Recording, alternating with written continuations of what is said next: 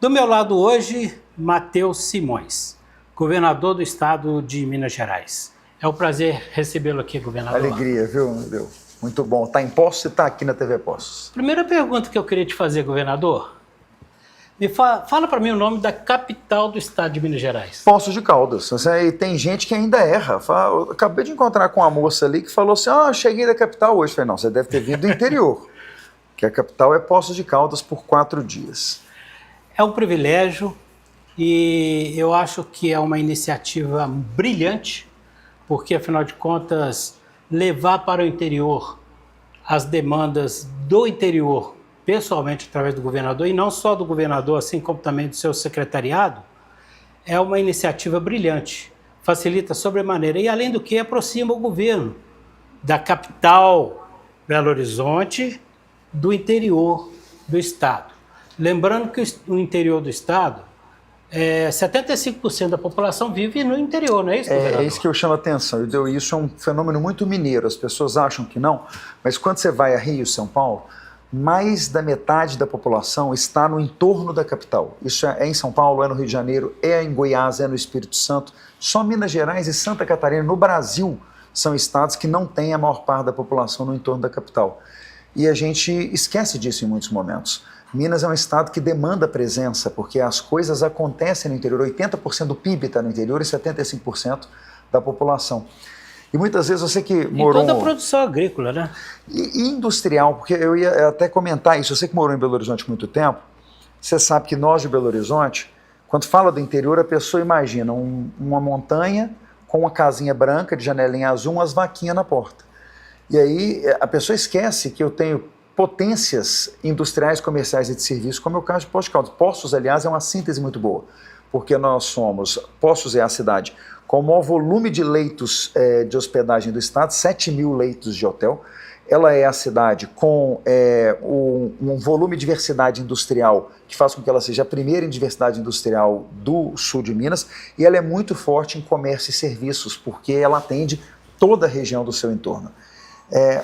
Isso é o interior de Minas, tá certo? A gente tem que lembrar, eu falo que vir para o interior não é só dar valor para o interior, não. É lembrar as outras regiões e a capital, que em cada uma das regiões nós temos grandes potências, como nós temos em Poços. Mas uma coisa interessante, Minas são muitas. Você sabe que eu descobri esses dias, eu fui ler em algum lugar, descobri que a frase do Guimarães Rosa, ele fala, Minas é muitas. De um jeito que estranho, o Guimarães Rosa tem mania de escrever de um jeito diferente, né? Mas é mesmo, Minas são muitas mesmo, muito diversificadas. Pois é, e cada lugar tem suas características, cada região do estado tem suas características.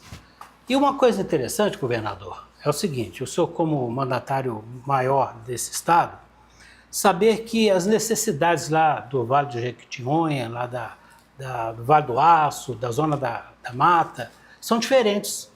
E saber o que cada uma precisa. Muitos pensam que, pelo fato de Poços de Caldas e o sul de Minas ser um local assim, mais desenvolvido, vamos dizer assim, não precisa de recursos. Precisa sim, né, governador? É um engano, né? Eu vou te dar um exemplo concreto, né? A primeira capital foi Uberlândia, a segunda foi Ipatinga, a terceira foi Ubá e a quarta foi Pouso Alegre. Poços de Caldas é a quinta capital do governo presente. Se você olhar essas 5 cidades, apesar, por exemplo, de Pouso Alegre e Poços de Caldas serem cidades próximas do ponto de vista geográfico, as necessidades não são as mesmas, totalmente são situações muito diferentes. Na hora que você traz, então, Uberlândia, Ubá e Ipatinga, completamente diferentes, são outros universos. Enquanto em algumas regiões saúde é o principal problema, em algumas, estrada é o principal problema. Em outras, o crime organizado é muito grave. Já tem umas que o crime organizado não chegou, mas eu tenho problema de violência interna, de violência doméstica. Na educação, eu tenho algumas que têm pouca escola, porque as cidades são novas. Em outras, eu tenho escolas muito antigas, que estão precisando de reforma. Sempre tem problema. Eu digo, se não existisse problema, não precisava de governo, né? Mas os problemas são muito diferentes em cada região. Estar nos lugares nos ensina a não padronizar a solução. Porque o pior erro que você pode cometer na administração pública é você achar que a solução que você dá para a escola lá do Vale do Aço é a mesma solução que vai caber numa escola aqui de Poços de Caldas. Os programas acabam não funcionando e você joga dinheiro fora. É exatamente aquilo que eu disse. As necessidades são as mais diversas possíveis e as mais interessantes possíveis, assim. E essa diferenciação tem que haver uma sensibilidade. E conforme nós dissemos no começo da nossa entrevista, o fato do governador trazer o governo itinerante para as regiões, serão 19, se não me engano? 19 no total. O que acontece?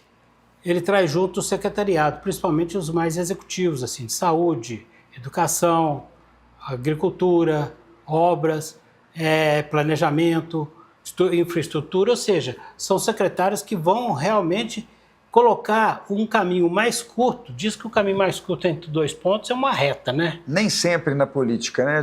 Tem umas curvas aí. Mas aí, dando um exemplo disso que você está falando, no sábado, 9 horas da manhã, aliás, importante a gente dizer, na sexta e no sábado nós temos praça de serviço ali atrás do cassino, no parque. Como é o nome daquele parque? O Hotel Palace Cassino. Aquele parque que fica... Pedro Afonso Junqueira. Naquele parque nós vamos ter uma praça de serviços muito bem montadas, vai ter serviços de saúde, vacimóvel, cadastramento para tirar carteira de CIPTEA, para tirar carteira de artesão, feira de artesanato, feira de agricultura familiar, emissões de certidão dos órgãos públicos e carteira de identidade. Quem quiser tirar a nova carteira de identidade, basta comparecer levando a certidão de nascimento ou de casamento, se já foi casado, e uma foto 3x4 que você tira lá na polícia. Mas nesse dia, eu vou estar reunido também num gabinete que eu montei lá na praça, vai estar montado na praça junto com os serviços, com os deputados da região e os prefeitos, discutindo o quê?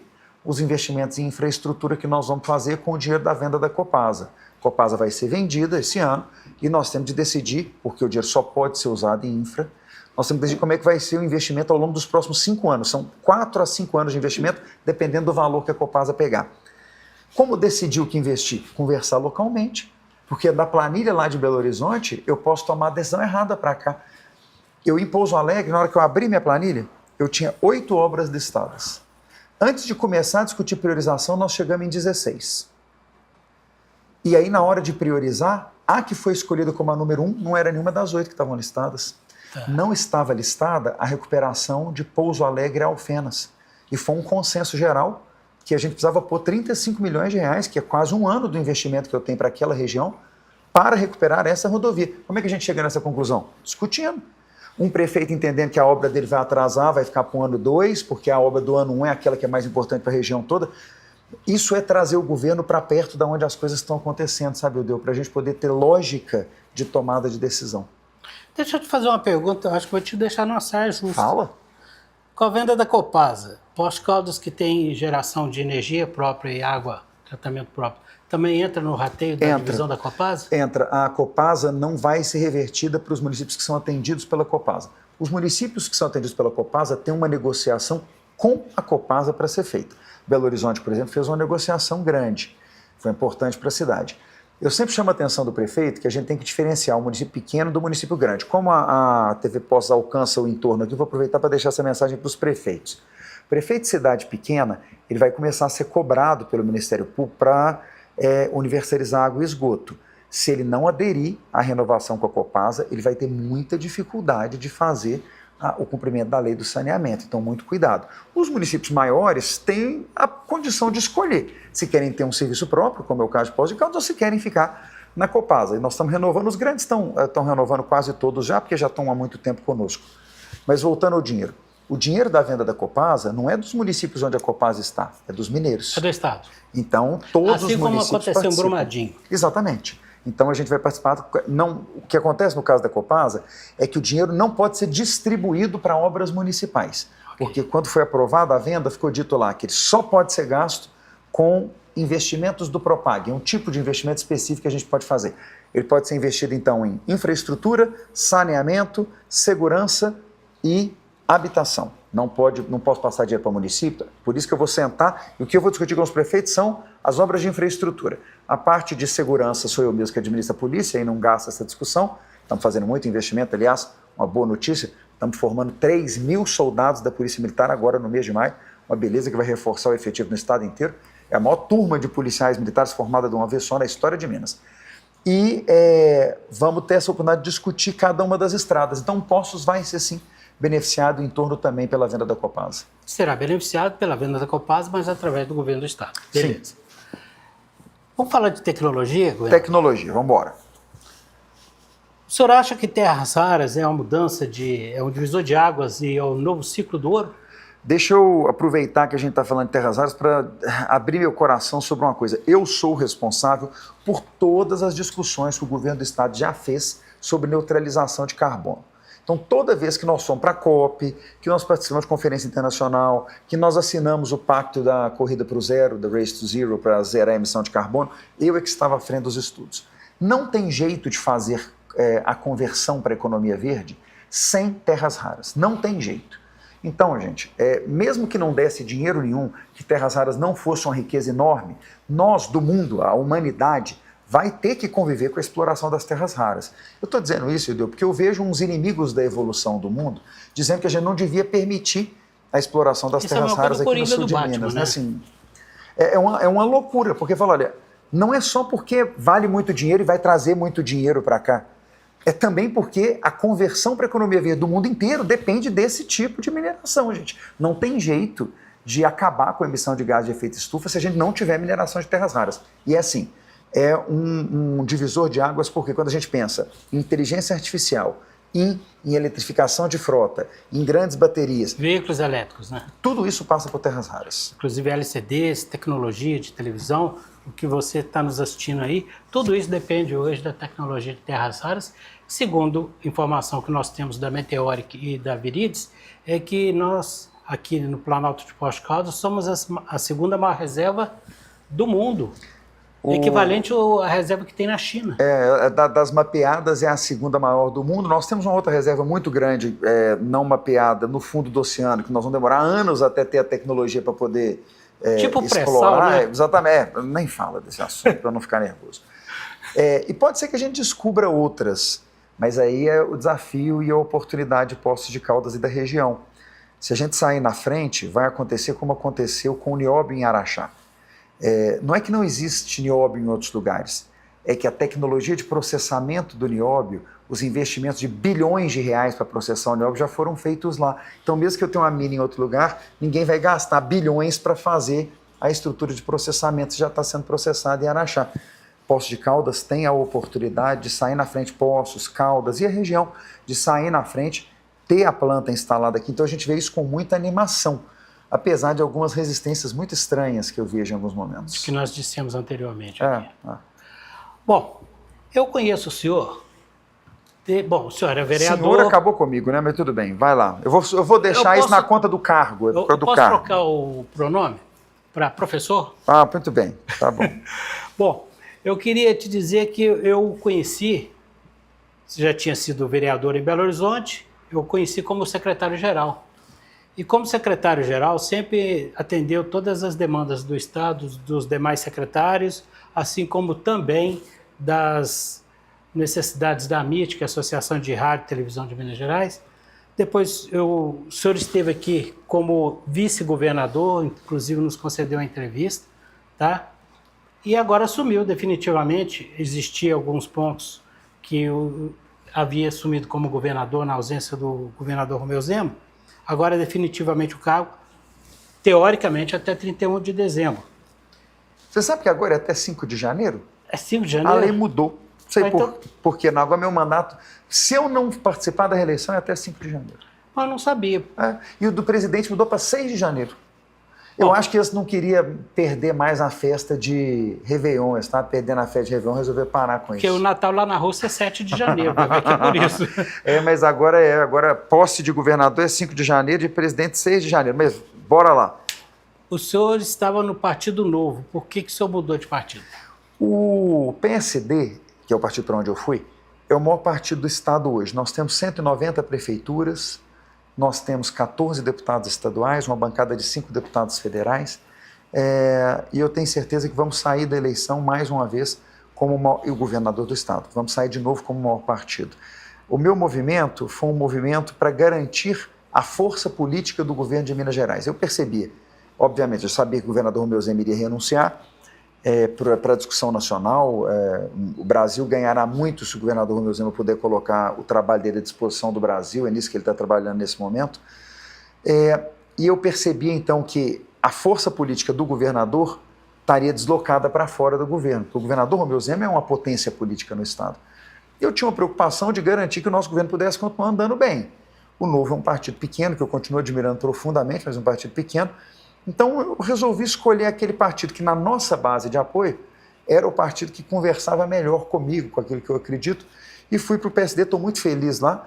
O Novo e o PSD em Minas Gerais pertencem ao grupo Romeu Zema, o próprio Kassab fala isso, fala aqui em Minas, o líder desse grupo inteiro é o governador Romeu Zema, e estou feliz na minha nova casa, é muito tranquilo aqui. E formando como eu estou já num movimento de preparação para a campanha, formando essa base de outros partidos que vão caminhar conosco, que são os outros grandes partidos do Estado. União PP, que juntos formam a maior federação do país, Podemos, Solidariedade, PRD, DC, Mobiliza. Então são 9 partidos já nessa caminhada. Com conversas com PL e republicanos, porque se eu juntar mais o PL e republicanos, eu formo o que é a base do governo hoje.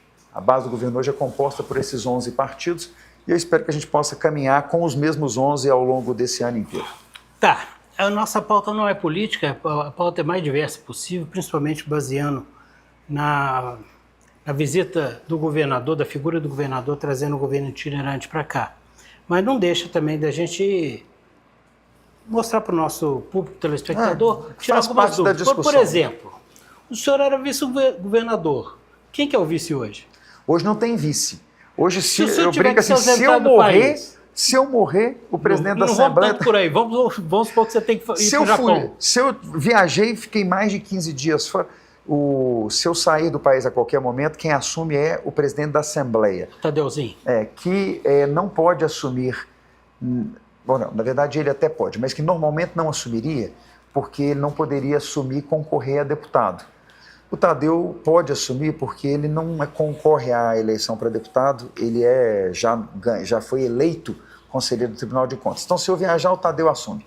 Em tempos normais, se ele fosse candidato à reeleição, acabaria assumindo o presidente do Tribunal de Justiça, que é aquela discussão que está lá no Rio, né? Por efeito cascata, né? Vai, porque você sabe que isso é uma coisa que acontece e é grave em alguns estados. O presidente da Assembleia, que é o próximo na lista, se ele assumir o governo do estado, ele não pode concorrer a deputado. A lei não permite. São umas coisas que a lei... A lei, às vezes, não para pensar no dia a dia. O prefeito não pode concorrer a deputado se não entregar o cargo. Exato, mas o deputado pode. O deputado pode. O presidente pode continuar. O vice-prefeito pode. O vice-prefeito pode. O prefeito não pode. O prefeito não pode. A lei brasileira, um labirinto. Agora vamos conversar aqui, governador, hipoteticamente, se você sendo candidato à reeleição, quem que seria seu vice na chapa? Sabe que essa é uma pergunta em aberto hoje? O governador Romeu Zema ficou para ele, trouxe para si essa decisão e eu estou muito tranquilo com isso. Quando a gente lançou meu nome, ele falou, Matheus, vamos deixar para eu escolher o vice lá mais perto do mês de maio, junho? Eu estou muito tranquilo, como eu confio muito no ex-governador Romeu Zema, eu tenho essa tranquilidade de deixar esse assunto na mão dele. Também é bom que me desonera de um tema difícil. Porque nós ainda estamos tentando unificar o nosso povo todo, para não ter divergência. Quando eu e o governador fomos candidatos à reeleição lá em 2022, nós tivemos adversários que são do nosso grupo político. O próprio senador Carlos Viana, que é do meu partido, sim, hoje concorreu ao governo do estado contra nós. Perdeu a eleição, mas concorreu. Aí o Zema falou, não, deixa eu escolher o vice, que eu vou ver se a gente arrebanha todo mundo para não ficar a gente esparramado. Você agora para prestigiá-lo em Belo Horizonte? Tive. O Carlos Viana é um amigo, assim, nós não criamos nenhuma inimizade, não. Eu falo que quem defende as mesmas pautas tem que estar pronto para, no momento da eleição, eventualmente não estar no mesmo palanque, mas acabar da eleição, lembrar que a gente tem que trabalhar para quem está na rua, né? Assim, discussão eleitoral é só para o momento da campanha. Tá, eu tenho uma pergunta administrativa que eu vou fazer primeiro e depois eu vou fazer uma política. Bom, aliás, eu vou inverter. Do seu jeito que você quiser. Nós estamos falando aqui do governador, ex-governador Romeu Zema. Quem ganha em Minas ganha a presidência? Sempre, né? Desde a década de 60, das últimas eleições democráticas antes da ditadura, a gente tem... Juscelino foi o primeiro nessa sequência, e depois dele todos, quem ganhou em Minas Gerais ganhou no Brasil. Você pode ler isso de duas formas, né? Eu falo que a gente tem que tomar cuidado com relação de causa e efeito. Não é que o Brasil define a eleição, não é que Minas define a eleição do Brasil, é que Minas é um bom resumo do Brasil. É um colégio eleitoral também. Você né? imagina, o nosso norte parece muito com o Nordeste, o nosso sul parece muito com São Paulo, o nosso leste parece com o Espírito Santo, a Zona da Mata parece com o Rio de Janeiro, o Triângulo Mineiro parece com o Centro-Oeste. Então, quando você soma Minas Gerais inteiro, é como se você tivesse um Brasilzinho. Tá faltando fazer só uma coisa aí, governador. Diga. Encampar a praia de Guarapari, Pois é, meu filho, eu falo que eu estou pensando na saída para o mar. Eu fiz uma proposta para o ex-governador Casagrande, que é a gente montar um país novo, que ele começa lá no Espírito Santo, passa por Minas Gerais, pega Goiás, Mato Grosso do Sul, Mato Grosso, encosta lá no Paraguai. Vai ser um país bem interessante. Nem estou querendo São Paulo, para o povo falar, tá querendo. Não, é só que nós somos meio. Eu brinco que é um povo meio roceiro, entendeu? E que gosta da própria casa. Porque nós, mineiros, nós somos muito interioranos, né? Diferente de São Paulo, nós somos muito interioranos. O Rio de Janeiro também não é interiorano, é muito cosmopolita. E a gente tem muito orgulho disso. É curioso como é que em outros lugares que não Minas, você falar que você é interiorano tem um tom pejorativo. Não é, né? Em Minas não tem, ser interiorano sinônimo você de cuidar orgulho. da sua família, você conhecer as pessoas, você gostar da sua terra. Então, assim, a gente tem orgulho da gente. Você fazer um queijinho bom, doce de leite bom demais, da conta, visitar as cidades históricas de Minas Gerais, ver o que foi o ciclo do ouro, ver a riqueza desse estado que parece um país. E a pergunta administrativa que eu queria fazer para o senhor não era por ordem assim, de importância, mas assim, à medida que a conversa fosse desenrolando, a dívida do governo do Estado com a União, ela é pagável? Ela é pagável, mas ela é bem sofrida. Eu não sei se você, em algum momento da vida, teve que financiar a casa. Eu moro numa casa que eu financiei com a Caixa Econômica Federal. Eu pago todo mês a parcela. Eu seria muito mais feliz se eu não precisasse pagar essa parcela, tá certo? Sobraria muito mais dinheiro na minha conta. O problema do Estado de Minas Gerais é que ele paga um financiamento habitacional sem ter a casa. É isso que me dá um pouco de tristeza. Se a gente paga uma dívida que já está dentro do orçamento, eu já me organizei para isso, o governador Romeu Zema se organizou para isso, a gente já consegue pagar o boleto. Eu pago 500 milhões de reais todo mês de boleto. Que não é pouco dinheiro. Não, pelo amor de Deus, gente. Dava para reformar todas as estradas do sul, do extremo sul e do sudoeste de Minas. Todas.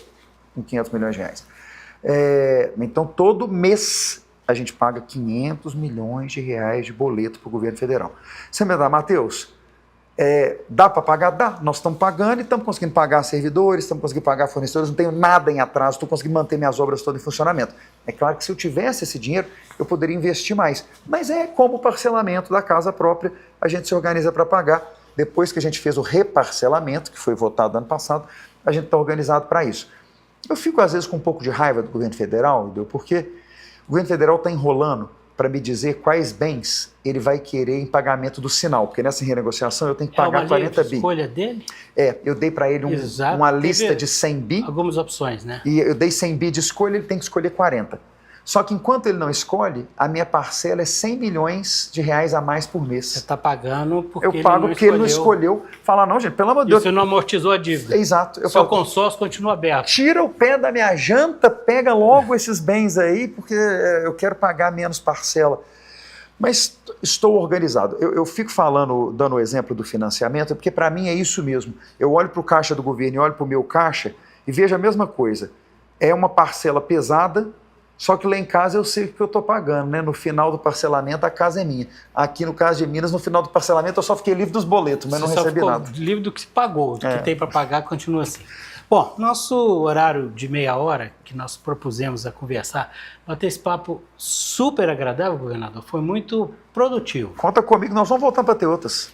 Com certeza, nós temos muita estrada pela frente. Pode deixar. E eu quero te agradecer a visita aqui à emissora TV Poços, quero agradecer a sua gentileza de estar conosco aqui. Sempre. E falar para toda a população de Poços aqui do sul de Minas, que é um outro estado dentro do estado. Poços é um... Como é que você falou? O Principado? Poços de Caldas não é bem uma cidade, é um principado. É um principado. Pela beleza, nesse momento, o Principado é a capital de Minas Gerais. Então, fico feliz e orgulhoso com isso. Então, vamos trazer a Fórmula 1 para cá, que fica igual o Principado de Mônaco. Só falta isso para ser Mônaco. Então, tá bom. É isso. Muito obrigado, governador. Eu que agradeço. E eu despeço de vocês dizendo, acompanhem conosco nos demais programas entrevistas tão boas quanto essa. E até o próximo Via Estúdio.